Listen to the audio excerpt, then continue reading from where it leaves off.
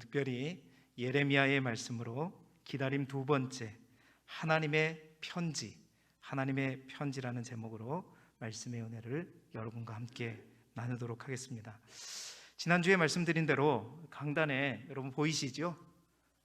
강단에 대림절 초와 함께 요게 이제 드림천이라고 부르는 거예요. 드림이라고 하는 것은 뭐냐면 길게 늘어뜨리다 그런 뜻입니다. 그러니까 천을 길게 늘어뜨렸는데 두 개 다 이제 무슨 색깔을 띠고 있죠? 보라색을 띠고 있습니다. 제가 교회력에 따른 상징적인 색깔이 있다고 말씀드렸는데 대림절은 보라색이라고 말씀드렸습니다. 그 보라색은 지난주에 말씀드린 것처럼 빨간색과 파란색에 합혀질 때 보라색이라고 했는데 빨간색도 아니고 파란색도 아니지만 그 두 색깔이 합쳐진 보라색 가운데 뭔가가 이루어지고 있지만 보이지는 않지만 뭔가가 일어나고 있다. 이런 어떤 색깔의 의미를 가질 뿐만 아니라 여러분 보라색은 전통적으로 어떤 색이냐면 왕의 색으로 알려져 있습니다. 자주색, 보라색, 왕들이 입는 색으로 알려져 있지요. 그래서 이 보라색은 바로 우리의 왕 대신 예수 그리스도를 그 그리스도가 다시 오심을 기다린다는 그런 의미가 담긴 색이고 또 그 기다림 가운데 인내하고 인내라는 것은 그거예요. 파란색도 빨간색도 아니지만 뭔가를 위해서 끊임없이 버티고 이제 기도하는 거예요. 이 보라색에는 그런 의미가 담겨 있는 겁니다. 인내하고 기도하며 또 경건을 유지하는 그런 의미를 담긴 색깔이 바로 보라색인 것이죠. 멋있네. 목사님 스토라고 그냥 잘 연결돼가지고 아주 요즘 아이들이 말하는 깔맞춤 그렇게 생각하지 마시고 이 보라색을 볼 때마다 이제 우리 장로님도 기도하셨지만 이제 이미 오신 예수 그리스도와 함께 다시 오실 예수 그리스도를 대망하면서 이 대림절 기도 이 기간 동안에 주님의 이 보라색과 함께 주님을 바라보고 이 대림절 초가 제가 지난주에 말씀드린 것들은 사실은 크기가 높이가 달라야 돼요. 근데 그게 조금 어려운 관계로 지금 같은 높이로 했지만 이 대림절 초가 타 들어가는 것이 시간이 흘러가는 것을 의미한다고 말씀드렸던 것처럼 보라색을 바라보면서 주님을 생각하고 시간이 타 들어가면 타 들어갈수록 진보라에서 연보라에서 분홍에서 흰색으로 바뀌는 더 밝은 빛으로 우리 가운데 오실 주님을 대망하면서 보내는 이 대림절기가 되시기를 주님의 이름으로 축원합니다. 요즘 우리가 말씀 대행진 진도에 따라서 바벨론의 포로로 끌려간 이스라엘 백성들에게 선포된 하나님의 메시지를 에스겔을 통해서 우리가 묵상하고 있습니다. 포로로 끌려간다는 것이 어떤 의미인가? 여러분, 이 시대에 우리는 사실 전쟁 포로로 끌려간다는 것이 어떤 의미인지 사실은 잘 알지 못합니다.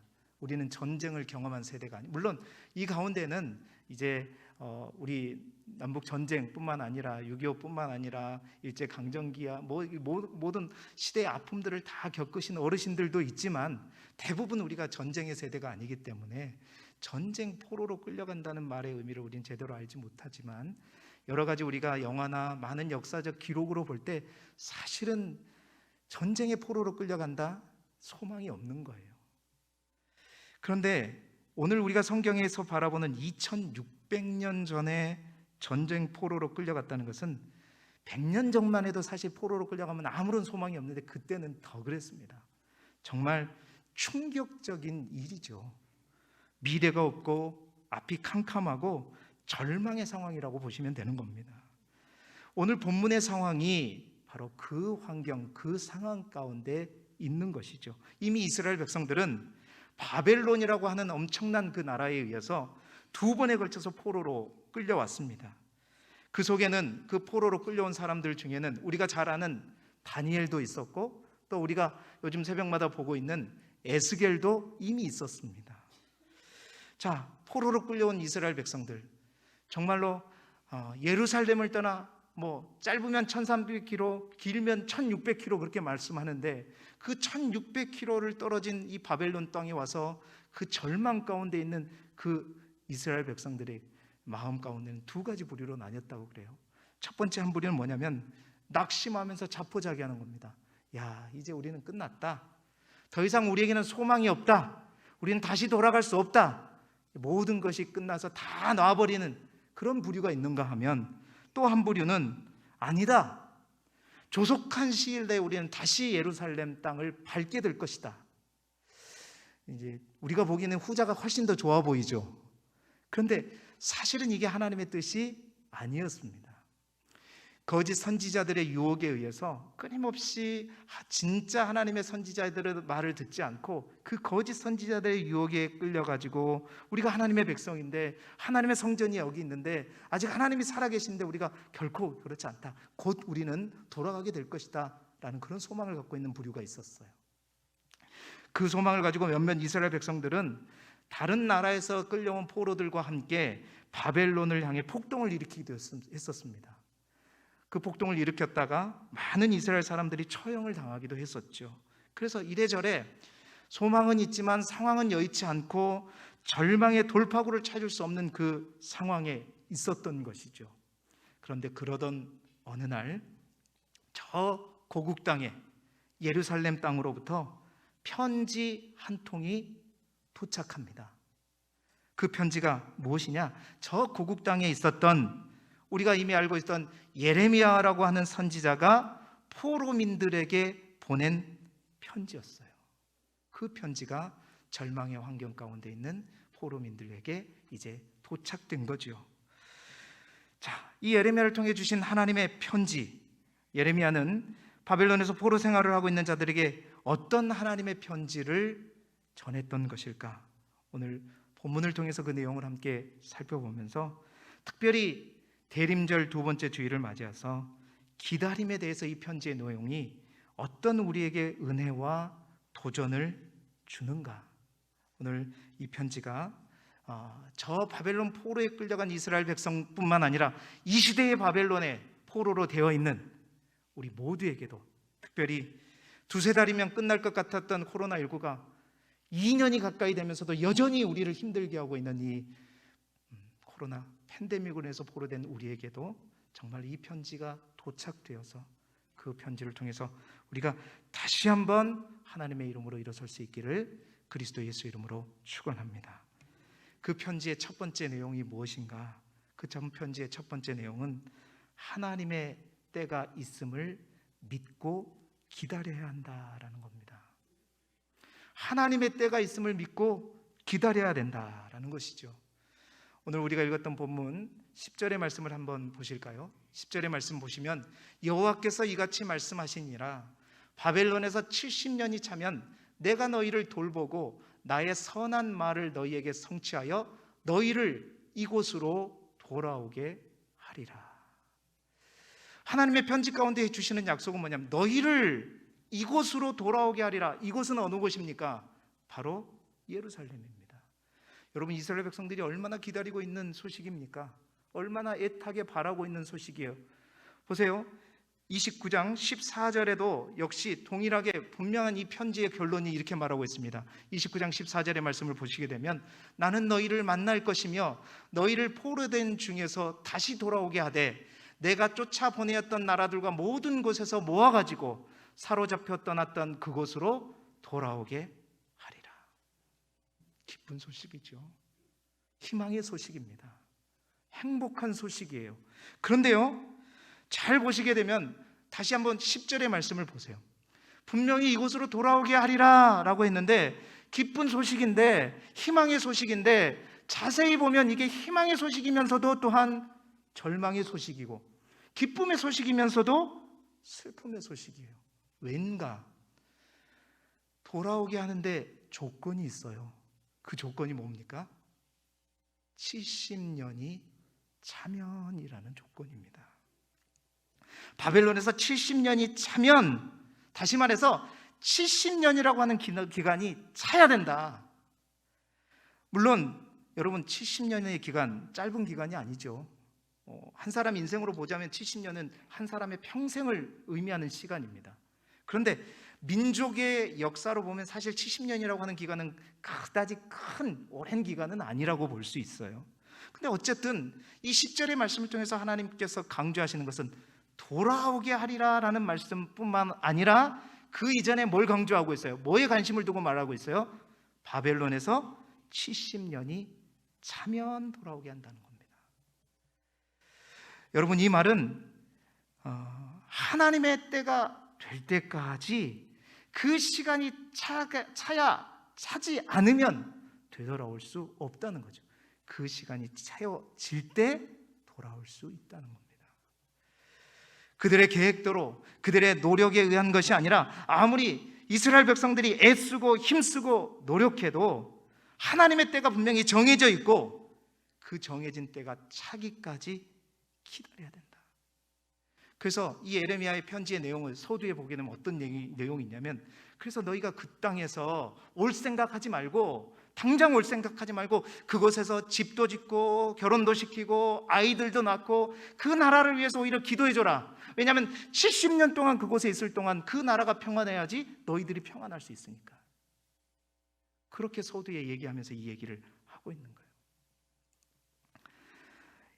이 상황을 끝이 안 보이는 길고 긴 환란의 시간으로 바라보면서 언제 끝날까 해야 되는 것인가, 아니면 이 시간이 하나님이 뜻이 있는 연단의 시간임을 바라보면서 이 시간을 잘 채우고 완성할 것인가, 그 선택은 누구에게 있다? 바로 이스라엘 포로로 끌려간 너희들에게 있다는 겁니다. 분명히 여러분, 이 편지를 받아보았을 때 어떤 사람들은 이 편지를 보고 절망했을 거예요. 야, 내 나이가 지금 50인데 70년 동안 여기 있어야 된다 그러면 나는 여기서 죽게 되는 거네. 어쩌지? 절망하는 사람들도 있었을 거예요. 그러나 누구에게는 그랬을 겁니다. 어떤 사람들에게는 70년이 채워야 된다고, 그래야 하나님의 때가 다 채워진다고, 그렇다면 이 70년의 시간도 하나님의 뜻 안에 있겠구나 하면서 주어진 삶에 최선을 다해 열심을 다해 살아가는 사람도 있었을 거예요. 그렇습니다. 누구에게는 70년이라는 기간이 아무 의미도 뜻도 없는 절망의 시간이요, 인생에서 지우고 싶은 그런 시간이겠지만, 그러나 누구에게는 똑같은 이 70년의 시간이 하나님의 뜻이 채워지고 하나님의 뜻이 완성되어지고 내가 하나님 안에서 새롭게 다시 지어지고 세워지는 시간이 될 거라는 겁니다. 바벨론 포로의 기간, 여러분, 이 기간은 오늘날 우리에게 어떻게 비유할 수 있냐면 바로 우리 앞에 닥친 고난과 고통의 시간이라고 볼 수 있겠습니다. 뭔가에 제대로 묶여있는 시간, 그래서 내 마음대로 뭔가를 펼칠 수 없는 그 시간이 바로 오늘날 우리가 만나고 있는 바벨론 포로의 기간이죠.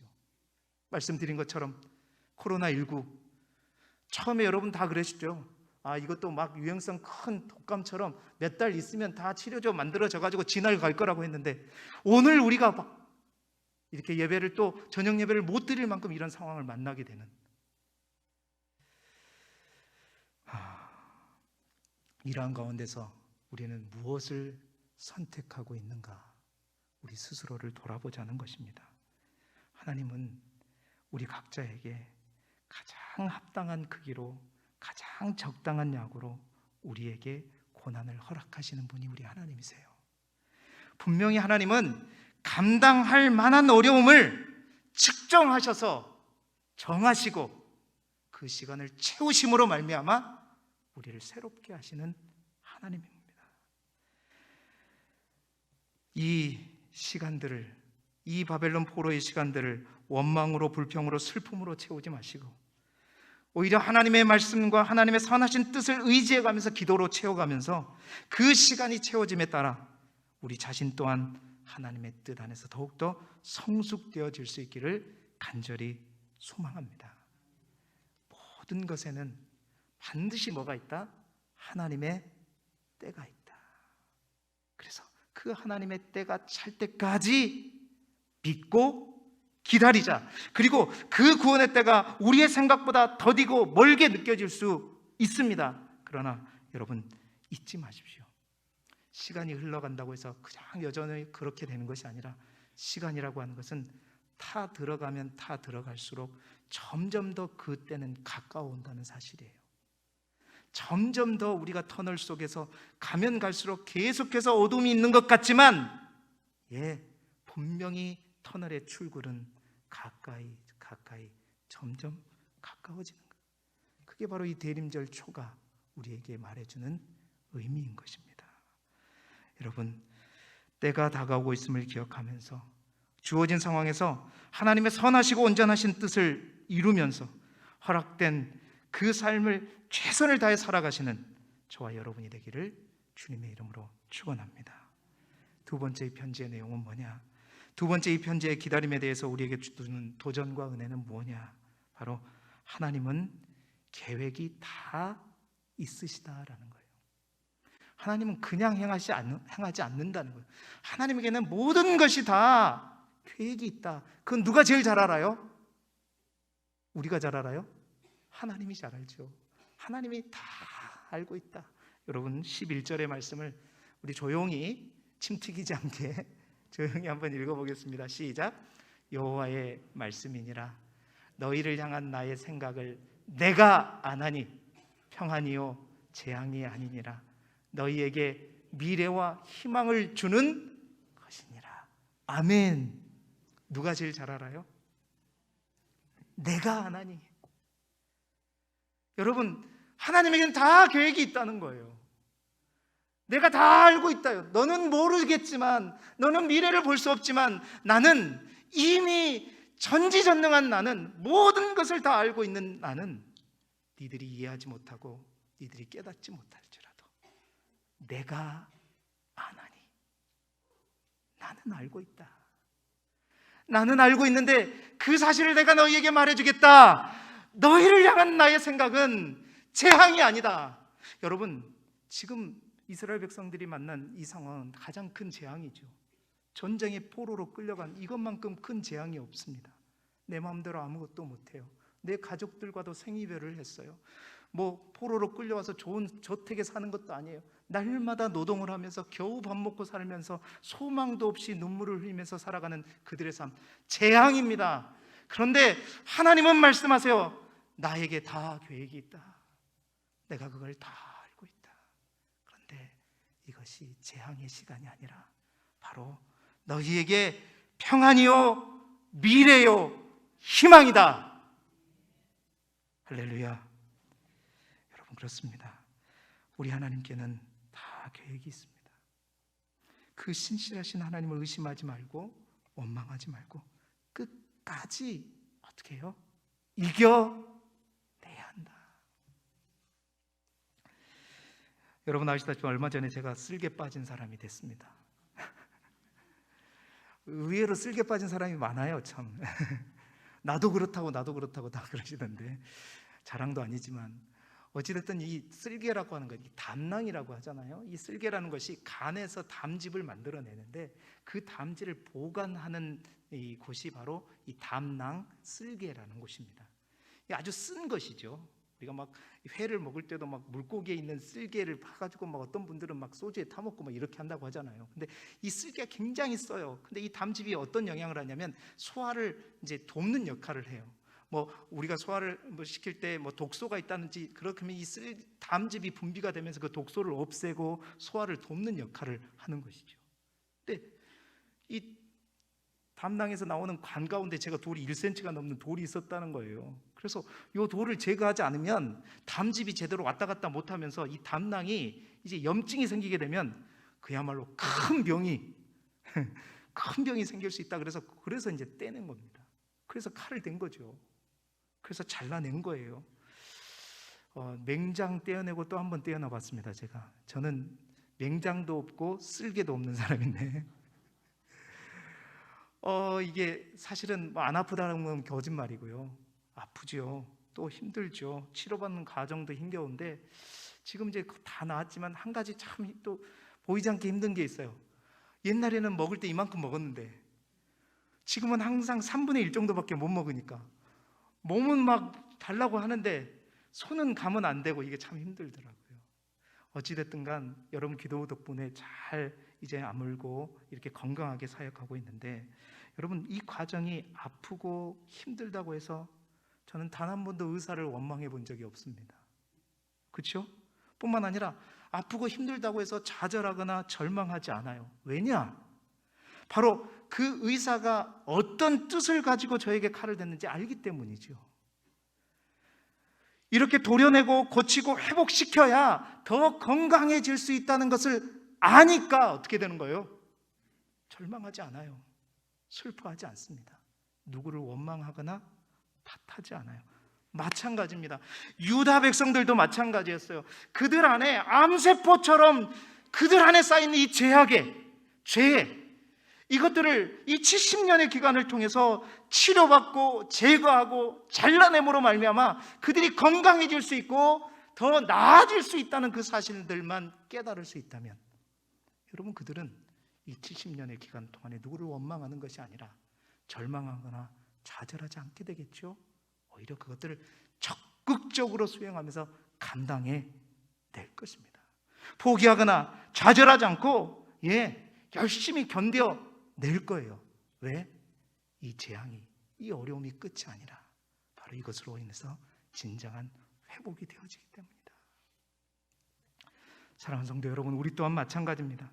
하나님께서 우리에게 허락하신 고통과 고난으로 인해서 정말 이스라엘 백성들과 같은 바벨론 70년의 기간을 보내고 계시는 분들이 이 자리에 혹 있으시다면, 오늘 이 말씀이 하나님께서 여러분에게 주시는 주님의 음성으로 들릴 수 있기를 소망합니다.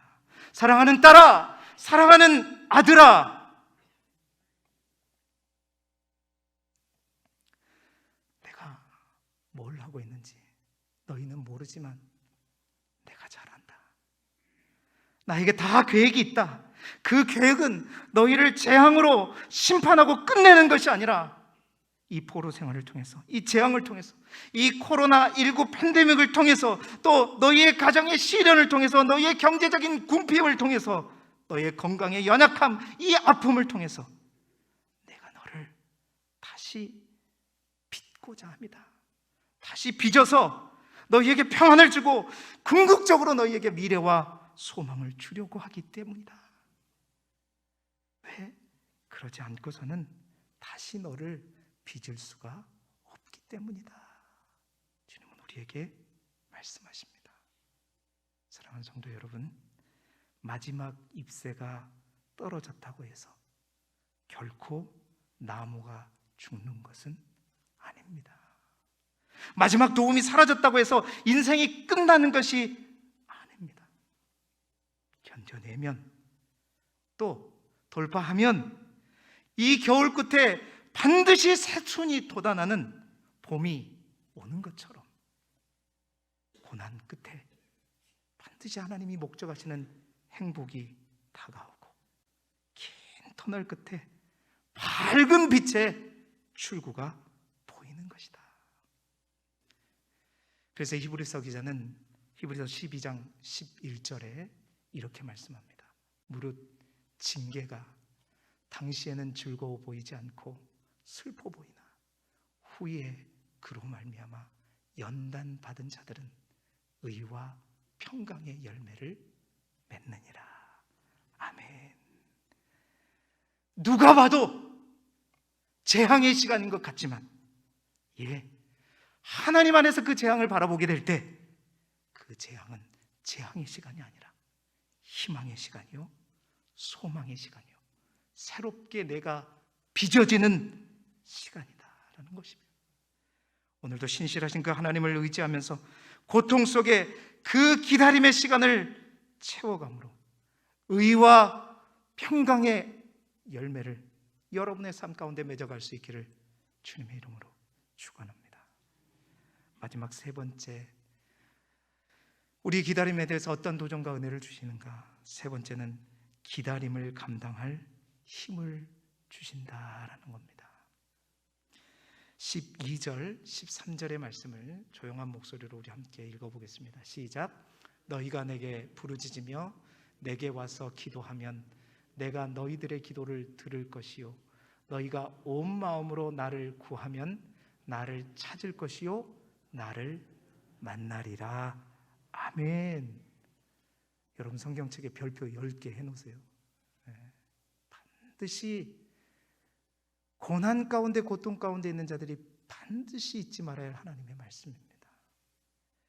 마지막으로 하나님께서 이스라엘 백성들에게, 그래, 나의 때가 있다, 나의 때가 차야 된다, 다 나에게 계획이 있다, 그러니 기다리라, 기다리라. 그냥 마저 막연하게 그냥 네 있는 힘을 다해서 기다리라고만 한 것이 아닙니다.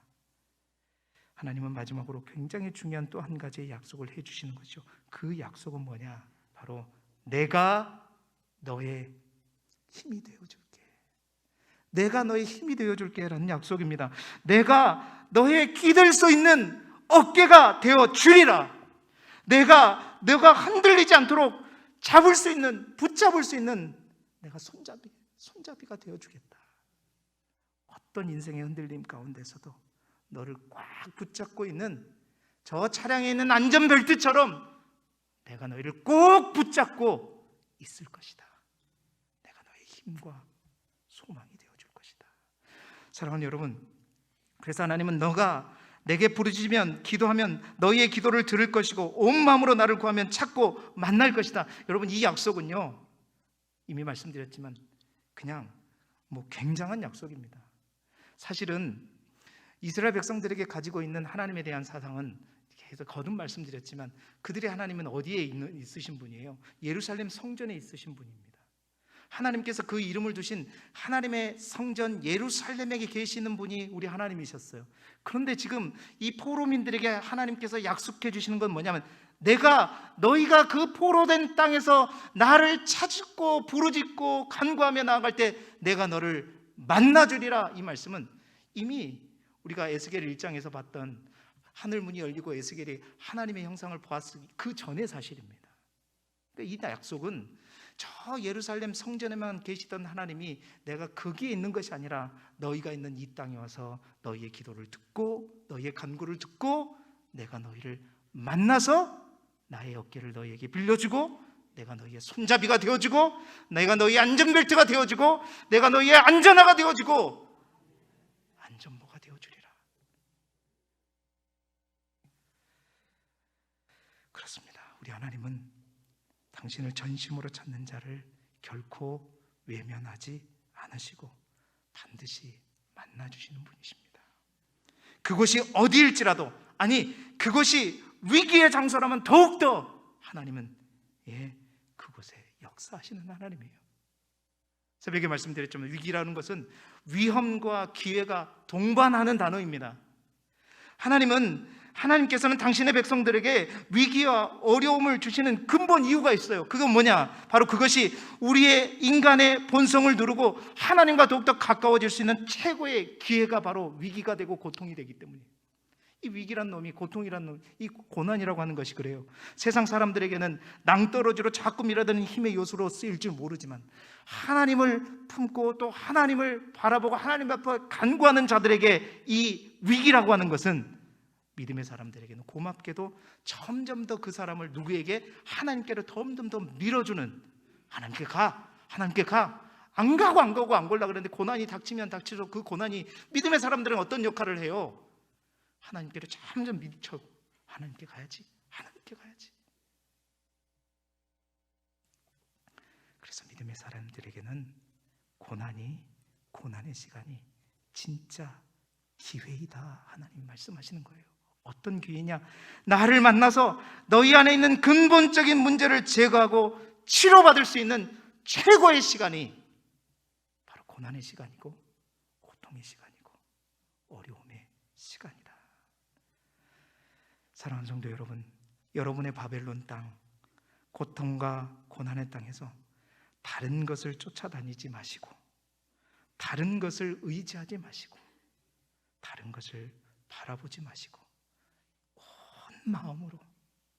온 마음으로 하나님을 찾으실 수 있기를 소망합니다. 하나님을 찾는 자에게 분명히 하나님은 오시고 만나주시고 안아주시고 따뜻하게 품어주시고 토닥토닥 우리에게 위로해 주시고 여러분의 멍에를 함께 내주시면서 여러분에게 힘과 능력을 주실 것입니다. 고난과 고통의 한복판에서 우리 하나님을 더욱더 깊이 만날 수 있는 놀라운 은혜와 축복이 사랑하는 모든 성도들 가운데 있기를 주님의 이름으로 축원합니다.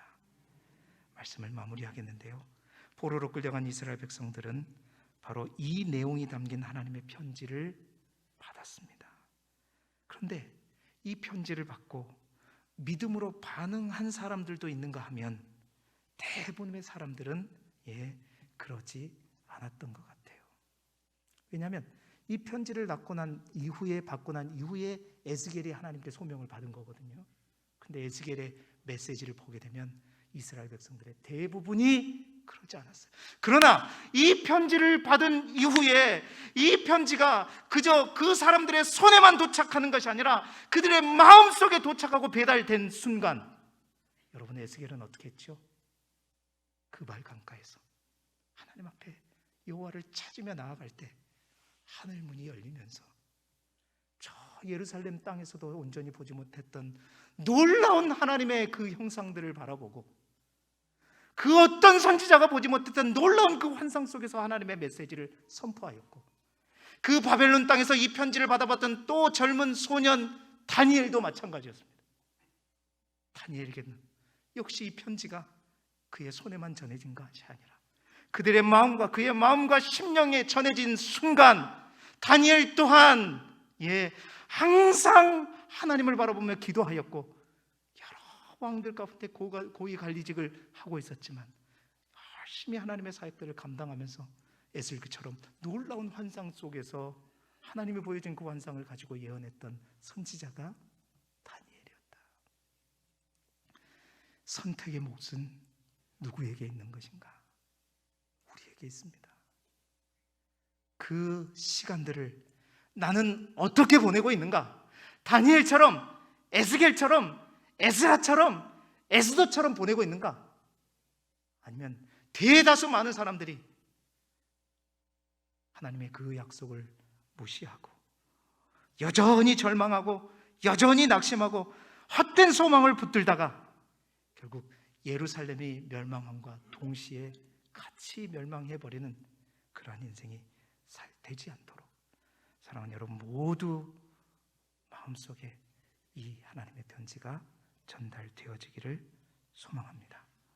지금 비록 힘들고 어려운 시기를 보내고 있을지라도, 앞으로 그런 시간이 내게 다가올지라도 여러분 분명히 기억하십시오. 하나님의 때가 찰 때까지 끝까지 믿음으로 기다리자. 희망으로 기다리고 부르짖고 기도하고 하나님을 만남으로 기다리자. 바로 그 기다림의 시간이 지나면 값진 구원과 회복을 누리게 될 것입니다. 그 놀라운 회복을 바로바로 누리어가는 우리 모두가 되기를 주님의 이름으로 축원합니다. 기도드리겠습니다. 하나님 아버지, 오늘도 우리의 인생의 긴 기다림 속에서 예레미야 선지자를 통해 하나님의 편지를 보내주시니 감사드립니다. 비록 힘들고 아프고 고통스러운 시간이 이 기다림의 시간이지만 이 기다림은 재앙의 시간이 아니라 믿음의 시간이요 희망의 시간이고 기도하는 시간임을 알게 하셔서 하나님의 때가 찰 때까지 끝까지 포기하지 않고 이 시간이 헛된 시간이 아니라 나를 새롭게 하고 더욱더 나를 단단하게 하고 결국 값진 구원과 회복을 이루어가는 하나님의 시간이 될 수 있도록 오늘도 끝까지 그리스도 예수 안에서 견디고 포기하지 않고 믿음으로 승리하게 하여 주옵소서. 예수 그리스도 이름으로 기도드리옵나이다. 아멘.